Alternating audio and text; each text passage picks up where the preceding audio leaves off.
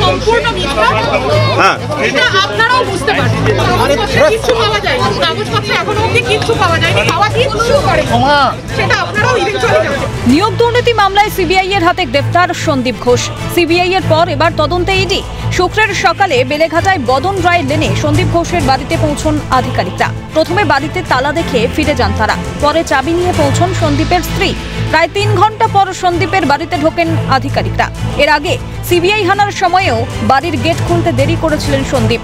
সন্দীপ ঘোষের কি কি ডকুমেন্টস এখান থেকে পাওয়া যায় সেটাই কিন্তু এখন দেখার বিষয়, কারণ আমরা জানি যে ইতিমধ্যেই সিবিআই যখন সন্দীপ ঘোষকে জেরা করে একাধিক জিনিস পেয়েছে এবং তাকে গ্রেপ্তার করেছে, তারপরে কিন্তু ইডি আর্থিক তছরূপের যে বিষয়টা সেই বিষয়ের কিন্তু তদন্ত শুরু করেছে। করুণাময়ী ট্রেডার্স সংস্থার নাম জড়িয়েছে আরজিকর দুর্নীতির সঙ্গে। এই সংস্থা সন্দীপের সঙ্গে যোগাযোগ রাখত বলে সূত্রের খবর। এই সংক্রান্ত লেনদেনের ব্যাংকের নথি ইডির নজরে, পাশাপাশি সন্দীপের স্ত্রীকে জিজ্ঞাসাবাদ।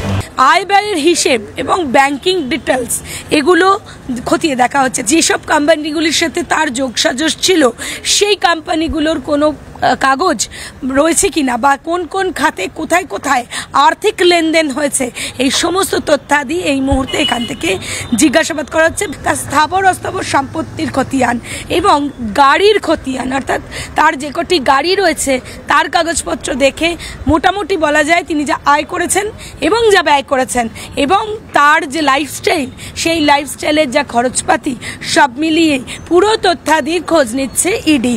সূত্রের খবর, বিপ্লব সিং এবং সুমন হাজরাকে পিছনে রেখে অন্য নামে ফলস টেন্ডার নেওয়া হতো।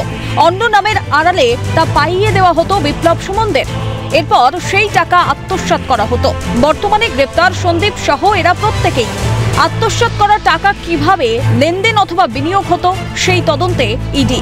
যদিও তার স্ত্রী জানাচ্ছেন সন্দীপ ঘোষ কোন রকম দুর্নীতির সঙ্গেই যুক্ত নন। প্রমাণ হওয়ার আগেই কাউকে ভিলেন বানাবেন না, সংবাদ মাধ্যমে দাবি সন্দীপের স্ত্রীর। কিন্তু কাগজপত্র তো বলছে উনি ব্যাপক দুর্নীতি করেছেন, যে সমস্ত তথ্য পেয়েছে সিবিআই। কিছু পাওয়া যায়, কাগজপত্র এখনো অবধি কিছু পাওয়া যায়নি। আপনি বলছেন সন্দীপ বাবু কিছু করেননি? হ্যাঁ, কিছু করেন সেটা আপনারাও ইভেন্টুয়ালি জানতে পারবেন। দুর্নীতির যে অভিযোগগুলো বলছে নিজের পছন্দসই ঠিকাদারদের তিনি সব টেন্ডার পাইয়ে দিতেন।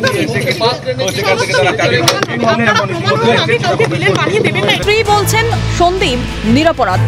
বড়সড় দুর্নীতির হাতে সন্দীপকে ধরিয়ে দেওয়া প্রভাবশালীর চাল নয় তো? সব প্রশ্নের উত্তর নির্ভর করছে তদন্তের গতি প্রকৃতির উপর। ক্যামেরায় সায়ন চক্রবর্তী ও জ্যাকি সিং এর সঙ্গে হীরক বোস ও অভিরূপা হাজরার রিপোর্ট, ক্যালকাটা নিউজ।